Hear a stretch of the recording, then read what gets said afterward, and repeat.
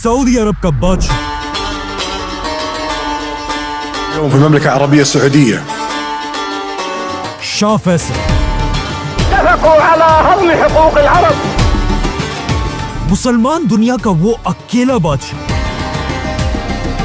जिसके एक ही हुक्म से सुपर पावर अमेरिका ने उसके सामने घुटने टेक दिए थे, जिसने फलस्तीन की आजादी के लिए पूरी दुनिया से दुश्मनी ली थी। لن نقبل بتقسيم فلسطين लेकिन जैसे ही शाह फैसल मुसलमान दुनिया का सबसे बड़ा लीडर बना, أو أن يتكدر الشرق. शाह फैसल को उसके अपने ही भतीजे सऊदी खानदान के एक शहजादे ने गोली मारकर शहीद कर दिया। लेकिन आखिर सऊदी खानदान को इतनी ताकत मिली कहां से? इसके लिए हमें बहुत पीछे जाना होगा। आज से 1400 साल पहले रसूलुल्लाह सल्लल्लाहु अलैहि वसल्लम ने अपनी जिंदगी में अरब का ये सारा इलाका फतह कर लिया था। लेकिन जैसे ही रसूलुल्लाह सल्लल्लाहु अलैहि वसल्लम इस दुनिया से चले गए, अरब के बहुत सारे कबीलों ने पहले खलीफा अबू बकर रज़ियल्लाहु तआला अन्हु के खिलाफ बगावत का ऐलान कर दिया। نطيع أوامر أبو بكر بعد الآن. और सिर्फ यही नहीं, कुछ लोगों ने तो नबी होने का झूठा दावा भी किया था, जिनमें सबसे बड़े झूठे नबी का नाम था मुसैलमा कज़्ज़ाब। أنا الرسول. तो अब पहले खलीफा अबू बकर रज़ियल्लाहु तआला अन्हु ने अरब को दोबारा फतह करने के लिए अपना बेस्ट जनरल खालिद बिन वलीद को इन बागी कबीलों की तरफ भेजा, जिसके बाद खालिद बिन वलीद ने तेजी से ये सारा इलाका दोबारा फतह किया और आखिर उनकी लड़ाई तारीख के सबसे बड़े झूठे नबी मुसैलमा कज़्ज़ाब से हुई, जंगे यमामा। इस जंग में खालिद बिन वलीद ने मुसैलमा कज़्ज़ाब और उसके कबीले बनु हनीफा को ऐसा हराया कि अगले 1000 साल तक बनु हनीफा दोबारा अपने पैरों पर खड़े नहीं हो सके। लेकिन 1000 साल के बाद मुसैलमा के कबीले बनु हनीफा से एक नया बादशाह सामने आया, सऊदी खानदान का पहला बादशाह, जिसका नाम था मुहम्मद बिन सऊद। जब सऊद बादशाह बना, उस वक्त दुनिया की सबसे बड़ी ताकत उस्मानिया खिलाफत थी, जिसमें ज्यादातर उस्मानी बादशाह सूफीज्म को फॉलो करते थे। और उस्मानिया सल्तनत के दौर में मक्का का ये हाल था कि मक्का की ग्रैंड मस्जिद में रोज एक ही नमाज पढ़ने के लिए 4 अलग इमाम खड़े होते थे, हनफी, शाफी, मालिकी और हम्बली। और इनमें से कोई भी एक दूसरे के इमाम के पीछे नमाज नहीं पढ़ता था। ये सब देखकर अरब में एक स्कॉलर ऐसा था जो इस सिस्टम से बिल्कुल खुश नहीं था, मोहम्मद बिन अब्दुल वहाब। लेकिन जैसे ही वो इस सब के खिलाफ आवाज उठाने लगे, लोगों ने उन्हें अपने ही शहर से निकाल दिया। अब मोहम्मद बिन अब्दुल वहाब के पास इल्म तो था, लेकिन अपने ख्यालात ज्यादा लोगों तक पहुंचाने के लिए उन्हें ताकत की जरूरत थी। और ये ताकत उन्हें तब मिली जब उन्होंने दुनिया के पहले सऊदी बादशाह के साथ दोस्ती का हाथ मिलाया, जिसके बाद सऊदी और वहाबी खानदान ने मिलकर अरब के इलाके नजद में एक मजबूत हुकूमत बनाई। अब सऊदी खानदान की एक मजबूत हुकूमत तो बन चुकी थी, लेकिन फिर भी उनकी उस्मानिया खिलाफत के सामने कोई औकात नहीं थी। उस्मानिया खिलाफत अब भी मुसलमानों की सबसे बड़ी ताकत थी। लेकिन इस सब के 200 साल बाद उस्मानिया सल्तनत अपनी आखिरी सांसें ले रही थी। वर्ल्ड वॉर 1, जिसमें एक बार फिर ब्रिटिश एम्पायर और उस्मानिया खिलाफत एक दूसरे के आमने सामने हुए। और ब्रिटिश एम्पायर को अच्छी तरह पता था कि हम उस्मानिया खिलाफत को तब तक नहीं तोड़ सकते जब तक उनके साथ अरबों का सपोर्ट है। तो ऑफ कोर्स ब्रिटिश एम्पायर ने अपना फुल जोर लगाया कि किसी तरह अरब के लोग उस्मानिया सल्तनत के खिलाफ बगावत कर दें। लेकिन ये कोई आसान काम नहीं था। ब्रिटिश एम्पायर को इस काम के लिए एक बहुत ही ताकतवर अरब लीडर की जरूरत थी। और आखिर बहुत ढूंढने के बाद अंग्रेजों को ये लीडर मिल गया, मक्का का शरीफ हुसैन, जो कोई आम इंसान नहीं था, बल्कि उसका ताल्लुक रसूलुल्लाह सल्लल्लाहु अलैहि वसल्लम के खानदान से था। और वो खुद भी एक बहुत बड़ा स्कॉलर था।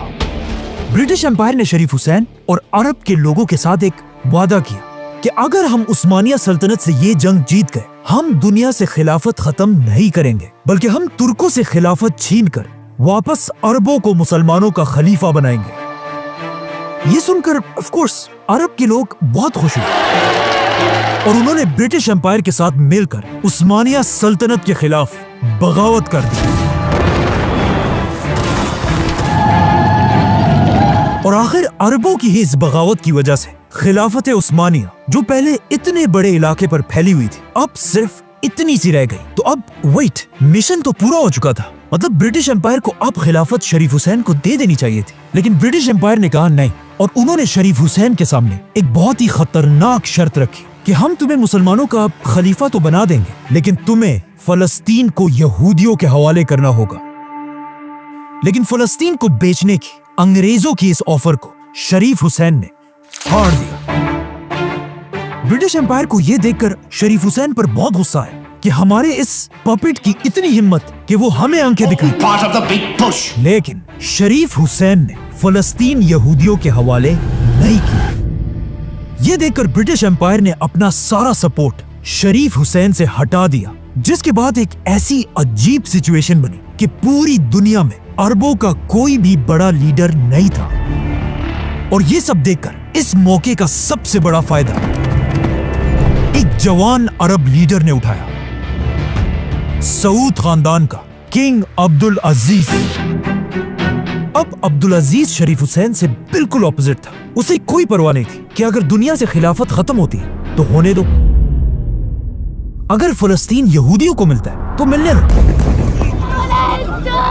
اسے صرف عرب کا بادشاہ بننا تھا۔ اور انگریزوں کو بھی بالکل ایسے ہی ایک سیلفش مسلمان لیڈر کی ضرورت تھی جو صرف اپنا سوچے اور باقی مسلمانوں کی اسے کوئی پرواہ نہ ہو۔ اسی لیے شریف حسین سے اپنا سپورٹ ہٹانے کے بعد انگریزوں نے اپنی پوری طاقت کے ساتھ عبدالعزیز کو سپورٹ کیا، جس کے بعد عبدالعزیز اپنی فوج کے ساتھ تیزی سے مکہ اور مدینہ فتح کرنے کے لیے ریاض سے روانہ ہوا۔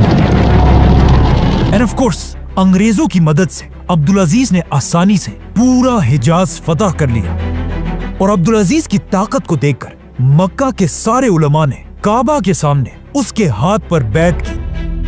مکہ اور مدینہ کو فتح کرنے کے بعد عبدالعزیز کی بادشاہت اس سارے علاقے پر پھیل گئی، اور اس طرح دنیا میں ایک نئی ریاست بنی، The Kingdom of Saudi Arabia۔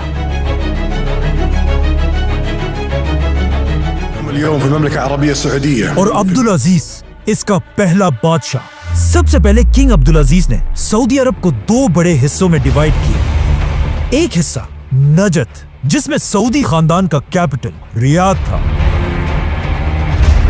جس کا گورنر اس نے اپنے بڑے بیٹے سعود بن عبدالعزیز کو بنایا، اور دوسرا حصہ حجاز جہاں اسلام کی سب سے ہولی سائٹس تھی، مکہ اور مدینہ،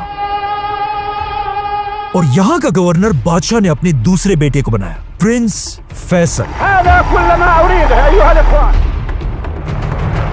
اب جیسے ہی سعودی عرب ایک سٹیٹ بنا، سعودی کے بالکل پاس ہی ایک ملک بحرین میں عرب کا سب سے پہلا آئل کا کنواں ڈسکور ہوا۔ of Middle Eastern oil as emissary to Arabia. یہ دیکھ کر عبدالعزیز نے بھی اپنے انگریز دوستوں کے ساتھ مل کر سعودی عرب میں تیل ڈھونڈنا شروع کیا، لیکن اگلے 6 سال تک ڈھونڈنے کے بعد بھی انہیں آئل کا ایک قطرہ بھی نہیں ملا۔ انہی انگریز سائنٹسٹ نے بعد میں اپنی کتاب میں لکھا ہے کہ ایک دن عرب کے ڈیزرٹ سے ایک غریب آدمی ان کے پاس آیا اور ہمیں ہاتھ سے پکڑ کر سعودی عرب کے علاقے دمام کی طرف لے کر گیا، اور ہمیں کہا یہاں پر ڈھونڈو، وہ تمہیں یہیں پر ملے گی، جو چیز تمہیں چاہیے وہ تمہیں یہاں ملے گی۔ اور اس طرح سعودی عرب میں دنیا کی سب سے بڑی آئل کی ڈسکوری ہوئی۔ the world's largest supplier of oil. Now, جیسے ہی سعودی میں آئل کی ڈسکوری ہوئی، عبدالعزیز کی قسمت اتنی اچھی تھی کہ اس کے صرف 1 سال بعد دنیا کی سب سے بڑی جنگ شروع ہوئی، ورلڈ وار 2۔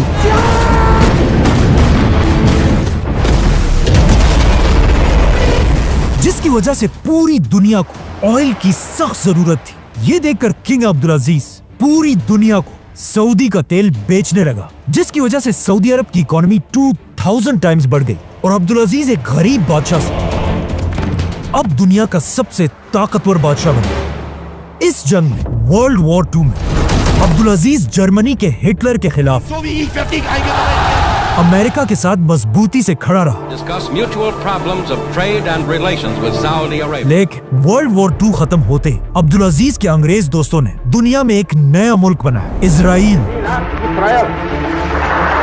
جیسے اسرائیل کے لیڈر نے اسرائیل کی آزادی کا اعلان کیا, Finally, by the grace of God, اس کے صرف ایک دن بعد آلموسٹ بہت سارے عرب ملکوں نے مل کر اسرائیل پر حملہ کر دیا. اب جب سارے عرب اسرائیل کے خلاف لڑ رہے تھے, دنیا کا سب سے بڑا عرب بادشاہ عبدالعزیز چپ کر کے بیٹھا ہوا تھا. عبدالعزیز کے پاس پیسہ تو بہت تھا اور بہت بڑی فوج بھی تھی, لیکن فلسطین کو بچانے کے لیے عبدالعزیز نے کوئی بھی قدم نہیں اٹھایا, اور صرف 800 سعودی والنٹیئرز نے جا کر اسرائیل کے خلاف جنگ لڑی. لیکن پورے سعودی خاندان میں صرف ایک ہی شخص ایسا تھا جس نے فلسطین کے لیے آواز اٹھائی, عبدالعزیز کا بیٹا پرنس فیصل, هل نقبل بتقسيم فلسطين؟ جس نے UN میں کھڑے ہو کر کہا کہ ہم اسرائیل کو نہیں مانتے. بشير زوال إسرائيل. اب اسرائیل تو آزاد ہو گیا, لیکن اس کے کچھ ہی سالوں بعد کنگ عبدالعزیز اپنی آخری سانسیں لے رہا تھا.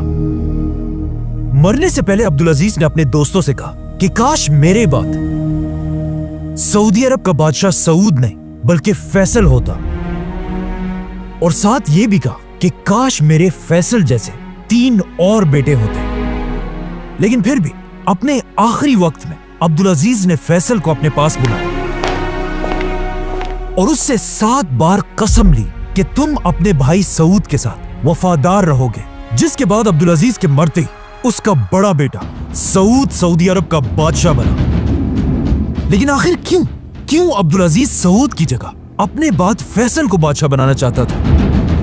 کیونکہ اسے پتا تھا کہ اس کا بڑا بیٹا سعود ایک بہت ہی عیاش آدمی ہے. سعود کی 4 بیویاں اور اس کے حرم میں 100 سے زیادہ لونڈیاں تھیں, اور سعود کے ٹوٹل 115 بچے تھے, اور اس کی یہ ساری فیملی اس کے 24 لگژری پیلیسز میں رہتی تھی. اور سعود کی شراب پینے کی عادت کا سب کو پتا تھا. سعود نے بادشاہ بنتے ہی سعودی عرب کا سارا خزانہ اپنے خاندان پر لٹانا شروع کیا. سعود نے اعلان کیا کہ آج کے بعد ہر شہزادے کو خزانے سے کروڑوں روپے دیے جائیں گے. اور صرف یہی نہیں, سعود میں قرضے لے لے کر سارے رائل شہزادوں کے لیے $1 بلین کے پیلیسز بنانے کا حکم دیا, جس سے سعودی عرب پر قرضہ ڈبل نہیں بلکہ ٹرپل سے بھی بڑھ گیا. اب جب سعود سعودی عرب کا سارا پیسہ اپنی عیاشیوں پر اڑا رہا تھا, اس کے خاندان میں صرف ایک شخص ایسا تھا جو اسے بار بار اس سب سے روک رہا تھا, سعود کا بھائی شاہ فیصل. لیکن سعود نے شاہ فیصل کی باتیں نہیں مانی, کیونکہ اسے پتا تھا کہ ہم جتنا بھی قرضہ لیں ہمیں کوئی فرق نہیں پڑتا. لیکن یہ اس کی بہت بڑی غلط فہمی تھی, کیونکہ بہت جلد سعود کا سارا غرور ٹوٹنے والا تھا. اب تک دنیا میں آئل صرف سعودی اور کچھ ہی باقی کنٹریز میں تھا, لیکن آہستہ آہستہ دنیا کے باقی علاقوں میں بھی آئل ڈسکور ہونا شروع ہوئی, جس سے دنیا میں آئل کی سپلائی تیزی سے بڑھنے لگی. اب جب آئل کی سپلائی پوری دنیا میں بہت ہی زیادہ بڑھ گئی تو آف کورس آئل کی پرائس نیچے گرنے لگی اور سعودی عرب کے خزانے خالی ہونے لگے. اب سعود پھنس چکا تھا, کیونکہ اس نے قرضے بہت زیادہ لے لیے تھے اور انہیں واپس کرنے کے لیے سعود کے پاس پیسے نہیں تھے.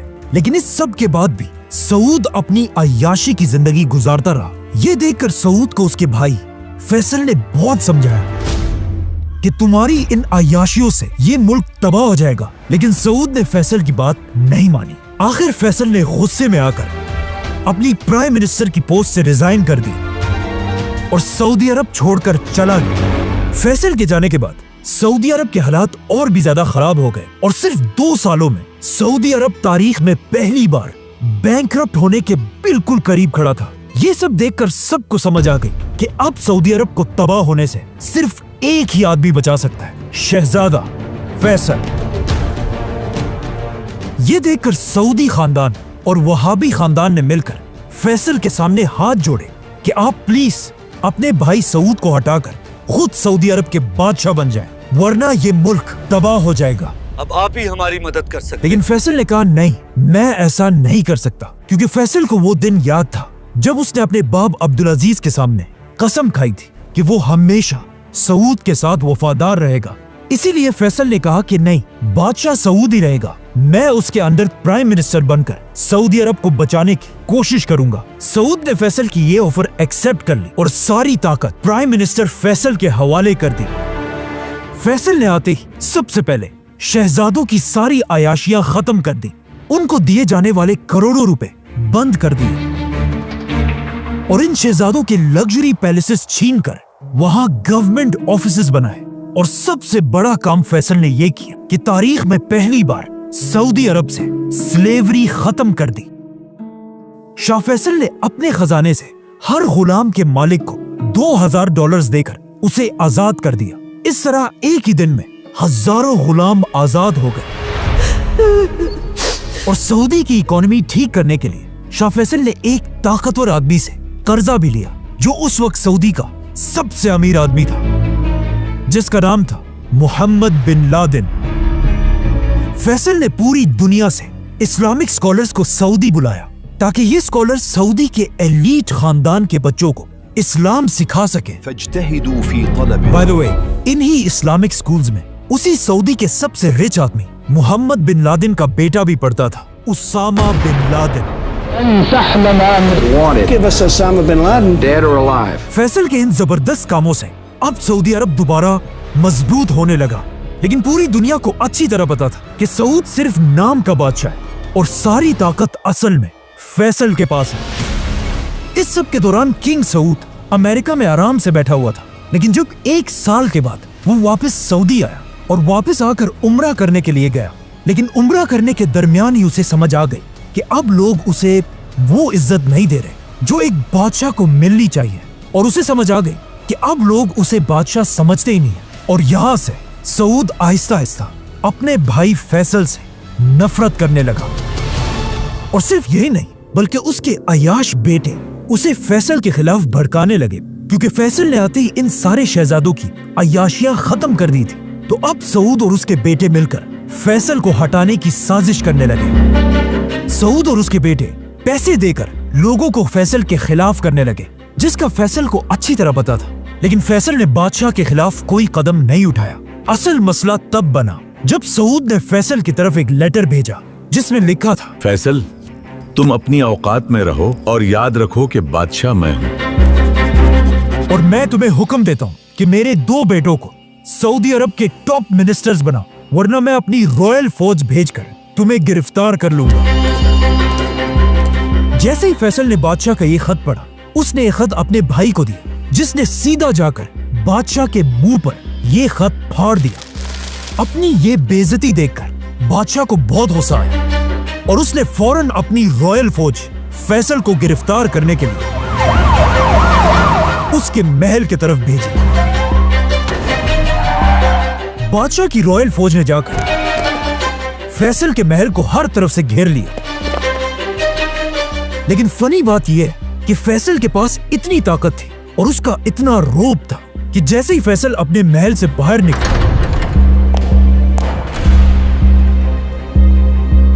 बादशाह की फौज की कांपे टांगने लगी और उन्होंने फैसल को देखकर उसे गलती से सलूट कर दिया, जिसे देखकर फैसल इन गार्ड्स पर हंसने लगा। लेकिन फिर भी ये गार्ड्स फैसल को गिरफ्तार करने के लिए खड़े रहे। यहां तक कि कहा जाता है कि बादशाह ने फैसल को मारने की कोशिश भी की। ये सब देखकर आखिर फैसल ने अपने बाप से की हुई कसम तोड़ दी और कहा अब और बस है। सऊद सारी हदें पार कर चुका है। अब सऊद के पास तो सिर्फ थोड़े से रॉयल गार्ड्स थे, लेकिन सऊदी अरब की पूरी फौज फैसल को अपना लीडर मानती थी। तो सबसे पहले फैसल ने हुक्म दिया कि सारे पैलेसेस से हमारी औरतों और बच्चों को निकाल दिया जाए, क्योंकि अब फैसला तलवार से होगा। फैसल के एक ही इशारे से पूरी सऊदी फौज तेजी से बादशाह के महल की तरफ बढ़ने लगी और बादशाह के महल को हर तरफ से घेर लिया। अब फैसल और सऊद एक स्टैंड ऑफ में खड़े थे, लेकिन फैसल की फौज बादशाह से बहुत ज्यादा थी, इसीलिए बादशाह अपनी फौज को लेकर पीछे हट गया और हालात इतने बिगड़ चुके थे कि अब इन दोनों भाइयों फैसल और सऊद का फैसला करने के लिए सऊदी अरब का मुफ्ती आजम मक्का से कैपिटल की तरफ आया, जो वहाबी खानदान का लीडर था। सऊद ये देखकर हैरान रह गया कि उसका अपना खानदान और सऊदी अरब के सारे उलमा बादशाह को छोड़कर फैसल के साथ खड़े थे। लेकिन क्यों, आखिर क्यों सब बादशाह को छोड़कर फैसल के साथ खड़े थे? इसकी दो बड़ी रीजंस है। एक तो फैसल ऑफ कोर्स एक बहुत ही ज़हीम और जबरदस्त लीडर था, लेकिन इसकी एक और भी इम्पोर्टेंट वजह थी। इस सब से 200 साल पहले अरब के दो बड़े खानदान सऊद और वहाबी खानदान ने मिलकर पहली सऊदी रियासत बनाई थी, और आज तक यही दो खानदान सऊदी अरब के सबसे पावरफुल खानदान थे। और फैसल ऐसा अकेला आदमी था जो इन दोनों खानदानों का शहजादा था, क्योंकि फैसल का बाप अब्दुल अजीज सऊद खानदान से था और उसकी माँ तरफा मोहम्मद बिन अब्दुल वहाब के खानदान से थी। इसीलिए अब दोनों खानदानों ने मिलकर बादशाह सऊद के खिलाफ शहजादे फैसल को सपोर्ट किया। आखिर ये सब देखकर फाइनली सऊद अपने तख्त से हट गया और शहजादा फैसल सऊदी अरब का नया बादशाह बना। King Faisal, a desert warrior. أن يتكدر الشرق और बादशाह बनते ही फैसल ने अपनी पहली स्पीच की ونحن حينما نصارع और कहा कि ए लोगों, मुझे अपना बादशाह नहीं बल्कि अपना दोस्त और नौकर समझो, ونحن أيها الإخوة क्योंकि तुम्हारा बादशाह मैं नहीं बल्कि इस पूरी कायनात का सिर्फ एक ही बादशाह है,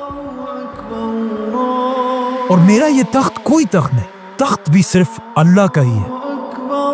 अब फैसल बादशाह तो सऊदी अरब के उलमा के सपोर्ट से बना था, लेकिन बादशाह बनते ही शाह फैसल ने कुछ ऐसे काम किए जिससे उलमा फैसल के खिलाफ होने लगे। फैसल ने बादशाह बनते ही लड़कियों के स्कूल्स, यूनिवर्सिटीज और इवन सऊदी अरब का पहला टीवी चैनल भी खोला, जिसमें मेल एंकर्स तो थे, साथ ही एक फीमेल एंकर भी थी। लेकिन सऊदी अरब के उलमा ये सब बर्दाश्त नहीं कर सकते थे। यहाँ तक कि एक दिन एक यूनिवर्सिटी के प्रोफेसर ने सऊदी न्यूज़पेपर में एक आर्टिकल लिखा जो एक बहुत ही सिंपल सी बात थी कि जमीन हमेशा सूरज के गिर्द घूमती है, सूरज जमीन के गिर्द नहीं। ये न्यूज़पेपर पूरे सऊदी अरब में फैल गया, लेकिन जब इस आर्टिकल का सऊदी अरब के बड़े मुफ्ती शेख बिन बाज को पता चला तो उन्होंने ऐलान किया कि ये सब बिल्कुल झूठ है, और फिर खुद न्यूज़पेपर में आर्टिकल लिखा कि जमीन सूरज के गिर्द नहीं बल्कि सूरज जमीन के गिर्द घूमता है। जमीन तो साकिन है बेटा। शेख बिन बाज का ये आर्टिकल सिर्फ सऊदी में नहीं बल्कि पूरी दुनिया में फैल गया, जिसके बाद पूरी दुनिया में लोग सऊदी अरेबिया और उसके उलमा पर हंसने लगे, और इसी के साथ शाह फैसल का भी मजाक उड़ने लगा। जैसे ही फैसल को ये बात पता चली, उसने हुक्म दिया कि जिन न्यूज़पेपर्स में ये बात छपी है उन सारों को जमा करके आग लगा दी जाए, जिससे सऊदी उलमा और भी ज्यादा फैसल के खिलाफ खड़े होने लगे। बाय द वे, इस सब के 20 साल बाद एक सऊदी शहजादा पहली बार स्पेस गया, और वहां उसने खुद अपनी आंखों से दुनिया को घूमते हुए देखा, और वापस आकर उसने ये बात मुफ्ती आजम को बताई, जिसके बाद शेख बिन बाज ने अपनी गलती एक्सेप्ट की और उस पर सबसे माफी मांगी। इन शॉर्ट, उस जमाने के सऊदी उलमा इतना सख्त थे कि उन्होंने इवन वनीला आइसक्रीम को भी हराम कह दिया था। लेकिन आखिर सऊदी उलमा और फैसल की जंग तब शुरू हुई जब उसने सऊदी का पहला टीवी चैनल बनाया। एंड ऑफ कोर्स सऊदी उलमा तो टीवी को हराम समझते थे, तो वो हर तरफ टीवी के खिलाफ प्रोटेस्ट करने लगे। यहां तक कि एक शहजादे ने जाकर फैसल के टीवी स्टेशन पर हमला कर दिया और वहां पुलिस ऑफिसर्स पर फायरिंग करने लगा। इसी फायरिंग के दौरान एक पुलिस ऑफिसर ने अपने आप को बचाने के लिए इस सऊद खानदान के शहजादे को गोली मार दी और वो मर गया, जो एक बहुत ही खतरनाक बात थी। इस शहजादे का बाप सीधा अपने भाई बादशाह फैसल के पास गया और उसे कहा, ये पुलिस वाला मेरे हवाले करो ताकि मैं इसका सर काट दूं। लेकिन फैसल ने कहा, नहीं, पुलिस वाला तो बस अपनी ड्यूटी कर रहा था, गलती तुम्हारे बेटे ने की थी, और जब तक मैं सऊदी का बादशाह हूं, जो भी कानून तोड़ेगा, चाहे वो शहजादा हो या कोई आम आदमी, उसे सजा मिलकर रहेगी। मतलब अब फैसल ने एक आम पुलिस वाले को बचाने के लिए अपने ही खानदान सऊद खानदान के साथ दुश्मनी ली थी। इस शहजादे की मौत को याद रखें, क्योंकि इसी शहजादे की मौत की वजह से आगे जाकर शाह फैसल को भी शहीद किया गया था। ये सब तो सऊदी के अंदर हो रहा था, लेकिन सऊदी अरब के बाहर भी फैसल आहिस्ता आहिस्ता एक इंटरनेशनल लीडर बन रहा है। Her Majesty warmly welcomed the dignified Middle Eastern ruler. क्योंकि जैसे ही फैसल बादशाह बना, उसके कुछ ही अरसे बाद एक बहुत बड़ी जंग शुरू हुई Pakistan versus India. Why the Indians are so anxious to precipitate this war? जिसमें फैसल ने पाकिस्तान को फुल सपोर्ट किया और पाकिस्तान की फौज की मदद के लिए सस्ता तेल भेजने लगा, जिससे पाकिस्तान और सऊदी एक दूसरे के बहुत ही करीब आने लगे। और सिर्फ यही नहीं, बल्कि पाकिस्तान और इंडिया की जंग के बाद एक और जंग भी हुई, इजराइल और अरबों की जंग। Arab states went to war with the Israelis. अब इजराइल के साथ पहली जंग में फैसल के बाप अब्दुल अजीज ने फलस्तीनियों की कोई मदद नहीं की थी, लेकिन अब जब फैसल सऊदी अरब का बादशाह था, उसने अपनी 20,000 की फौज के साथ फलस्तीन और अरबों की मदद की।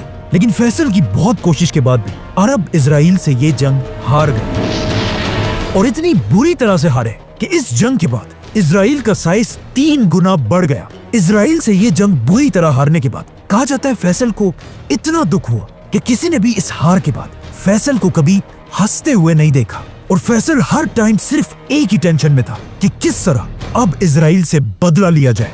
इजराइल ने इस जंग में जिन मुसलमान मुल्कों को तबाह किया था, फैसल ने अपने खजाने से उन सारे मुसलमान कंट्रीज को दोबारा अपने पैरों पर खड़ा किया, और यहाँ से फैसल पूरी दुनिया से फाइटर जेट्स, टैंक्स और वॉर शिप्स खरीदने लगा, ताकि सऊदी फौज को ताकतवर बनाकर फैसल इजराइल से बदला ले सके।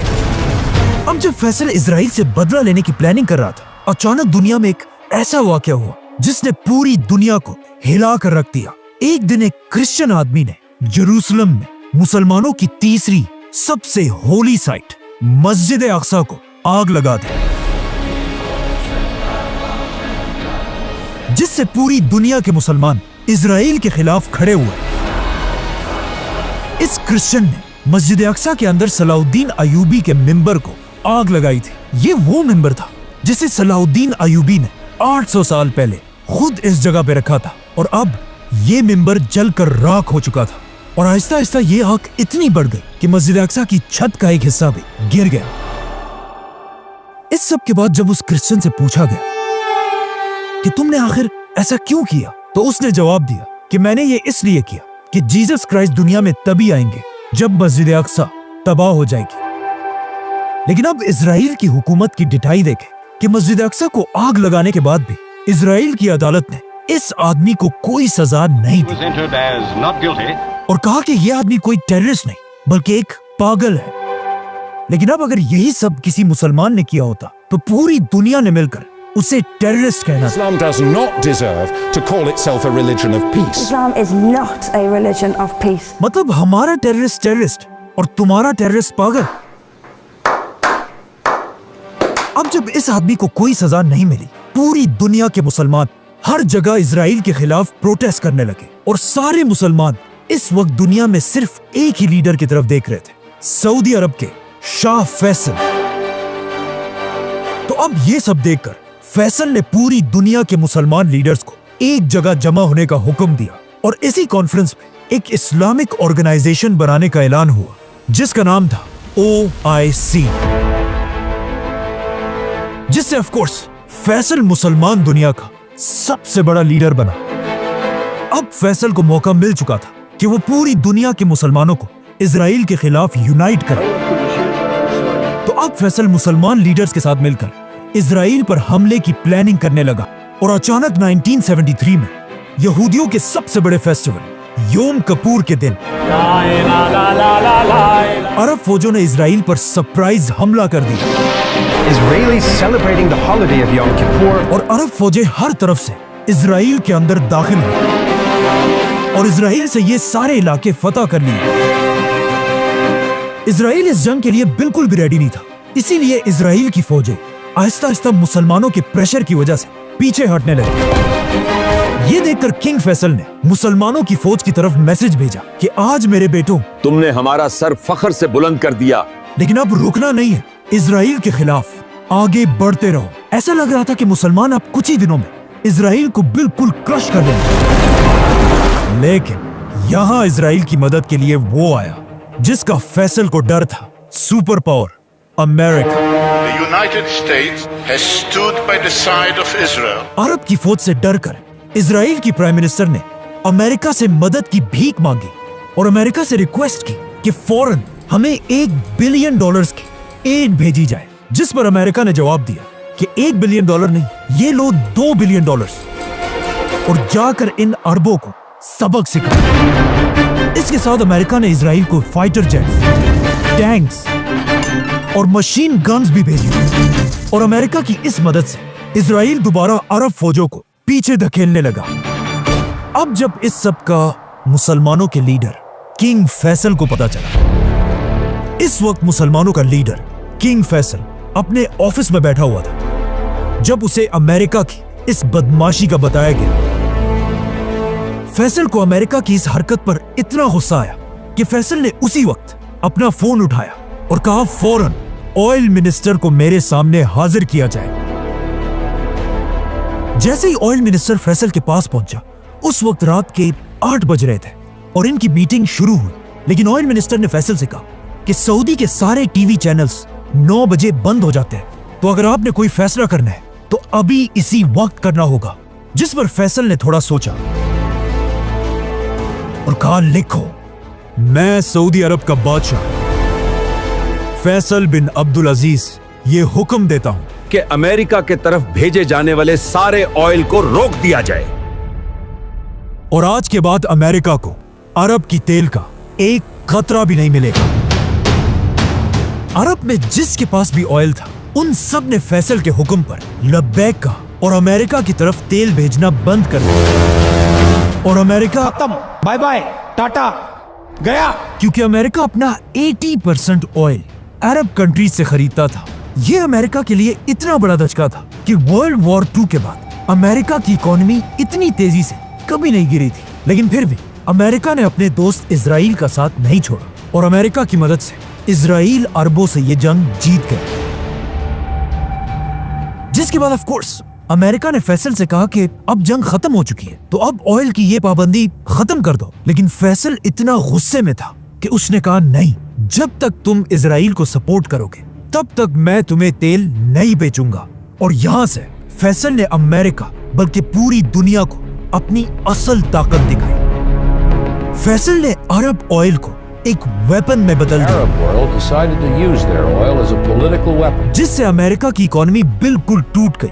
अमेरिका में लोगों के पास गाड़ियां चलाने के लिए भी तेल नहीं था, बल्कि पेट्रोल स्टेशंस पे बड़ा लिखा होता था कि तेल को छोड़ो, गॉड को याद करो। और अमेरिका जैसी सुपर पावर कंट्री में पहली बार लोड शेडिंग और ब्लैकआउट्स होने लगे और लोग दोबारा कैंडल्स और लकड़ियां जलाने लगे। अमेरिका में 5 लाख लोगों की जॉब्स चली गई। और सबसे बड़ी बात यह थी कि जिस साल फैसल ने अमेरिका पर पाबंदी लगाई, उस साल अमेरिका का सबसे बड़ा फेस्टिवल क्रिसमस मनाया ही नहीं गया, बल्कि क्रिसमस की रात को, जो हमेशा लाइट से भरी होती थी, इस बार पूरे अमेरिका में सिर्फ और सिर्फ अंधेरा था। फैसल की ताकत का अंदाजा सिर्फ वेस्ट में अमेरिका को नहीं, बल्कि ईस्ट में जापान को भी हुआ। और जापान में कहा जाने लगा कि एटम बॉम्ब के बाद फैसल की पाबंदी जापान के लिए सबसे बड़ा क्राइसिस था। अब जब अमेरिका के हालात बहुत ही खराब हो गए, अमेरिका की बर्दाश्त की हद खत्म हो गई और अमेरिका में सीक्रेट मीटिंग्स होने लगी, जिसमें अमेरिकन ये प्लान करने लगे कि अगर फैसल ने ये पाबंदी खत्म नहीं की तो अमेरिका अपनी पूरी ताकत के साथ फैसल के सऊदी अरब पर हमला कर देगा और उसे हटाकर किसी और शहजादे को तख्त पर बिठा देगा। जब फैसल को अमेरिका की इस प्लानिंग का पता चला, उसने अमेरिका को क्लियर मैसेज भेजा कि अगर तुमने मुझ पर हमला किया तो मैं अरब के सारे तेल के कुओं को आग लगा दूंगा।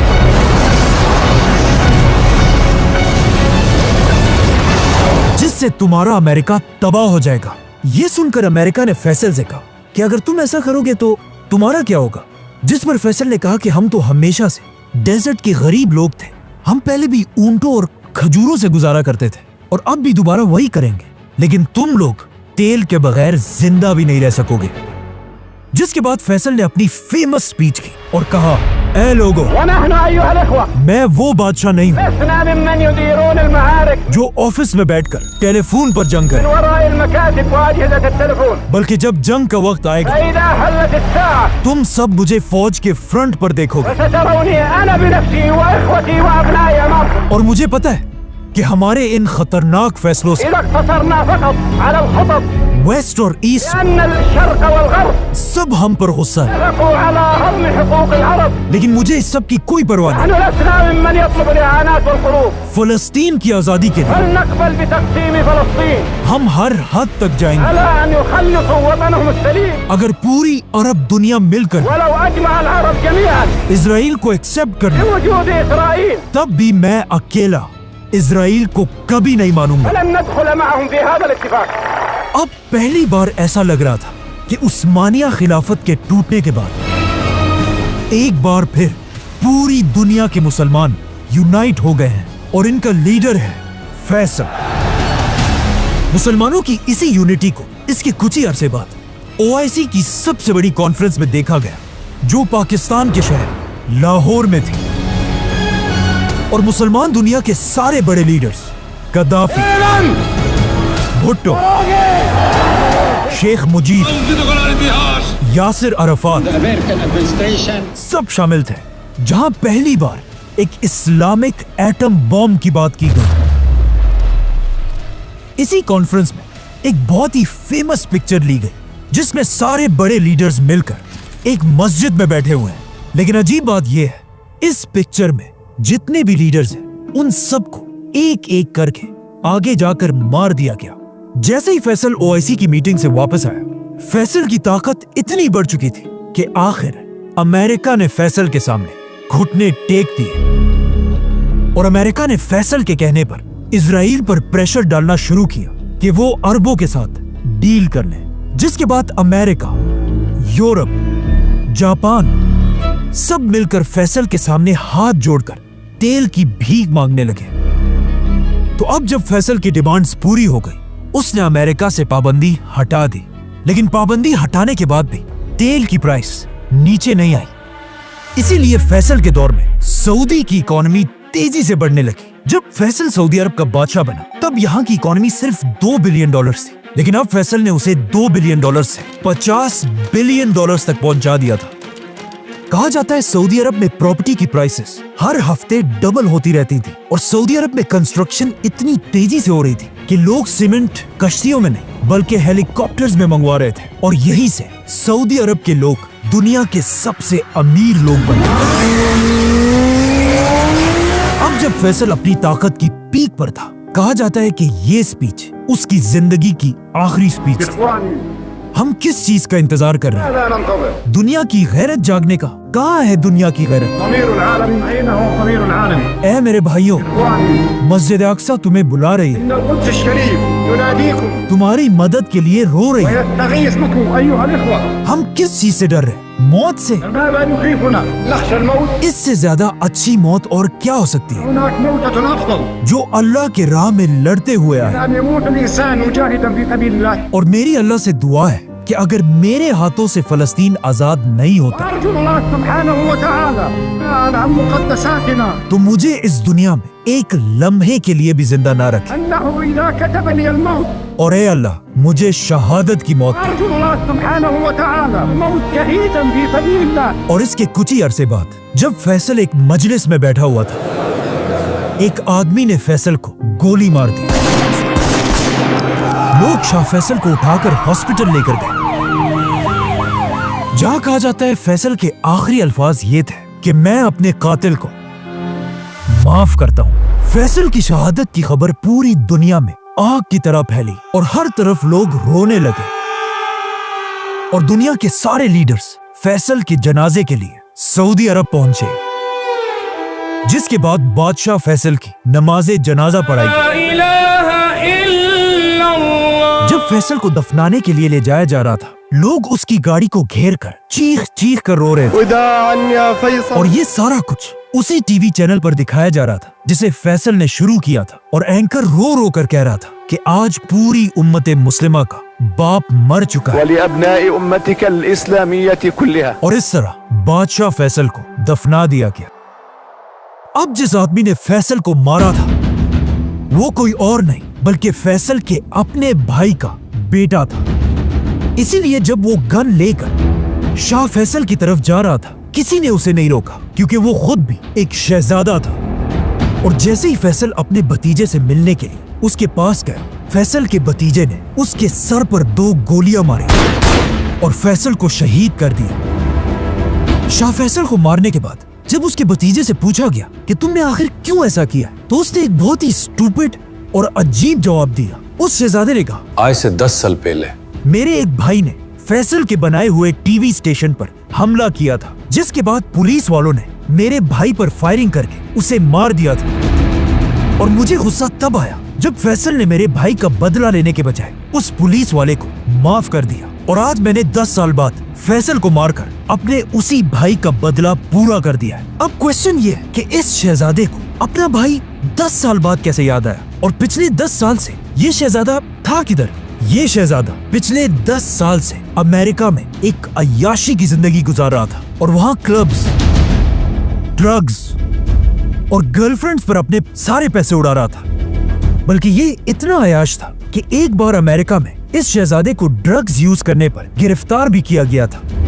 मतलब 10 साल तक इसको अपने भाई के मरने की कोई परवाह नहीं थी। फैसल पर हमले से कुछ ही अरसा पहले ये अमेरिका से वापस सऊदी आया। आज दुनिया के बहुत सारे लोग समझते हैं कि फैसल को किसी बदले की वजह से नहीं, बल्कि अमेरिका और इजराइल पर पाबंदी की वजह से मारा गया था। क्योंकि अगर देखा जाए, फैसल के मरते ही सबसे बड़ा फायदा अमेरिका और इजराइल को ही हुआ था, क्योंकि फैसल की शहादत के फौरन बाद इजराइल और अरबों ने दोस्ती का हाथ मिलाया और सारे अरब कंट्रीज आहिस्ता आहिस्ता इजराइल को एक्सेप्ट करने लगे। और फैसल के बाद आज तक किसी भी सऊदी बादशाह ने दोबारा अमेरिका के सामने सर उठाने की हिम्मत भी नहीं की। फैसल की शहादत के कुछ ही घंटों बाद सऊदी खानदान ने अपना नया बादशाह सेलेक्ट किया, किंग खालिद बिन अब्दुल अजीज, जिसने आते ही हुक्म दिया कि फैसल पर हमले करने वाले शहजादे का सबके सामने सर काट दिया जाए। लेकिन नए बादशाह के आते ही मुसलमानों की तारीख का सबसे खतरनाक वाकया पेश आया,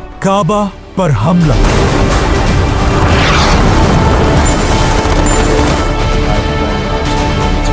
सब्सक्राइब